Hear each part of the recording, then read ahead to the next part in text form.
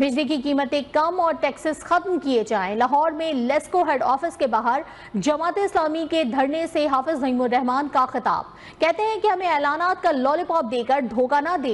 हम slab system के खिलाफ हैं। हमें IPPs के मुआहदे खत्म करने होंगे।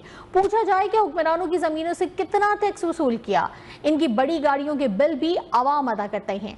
तनख्वाहों में लगाए गए टैक्सों को हम मुस्तरद करते हैं। 12 तारीख को तारीखी धरना करेंगे और मुतालबात मनवा कर वापस आएंगे। और IMF के कहने पर आपने अपने ऐलान पर अमल दरामद नहीं किया था, तो ये लॉलीपॉप ना दें।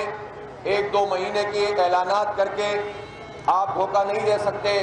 आप उससे कहीं ज्यादा पैसे टैक्सों की मद में वसूल कर लेते हैं। लिहाजा हम तो खिलाफ हैं इस जालिमाना टैरिफ के खिलाफ, इस स्लैब सिस्टम के खिलाफ, जिसमें 200 यूनिट तक का एक 2000 2500 का बिल हो और 201 यूनिट का 8000 से ऊपर का बिल हो। हम इस जुल्म के खिलाफ हैं जो IMF के कहने पर आप पाकिस्तान के 25 करोड़ लोगों के साथ कर रहे हैं।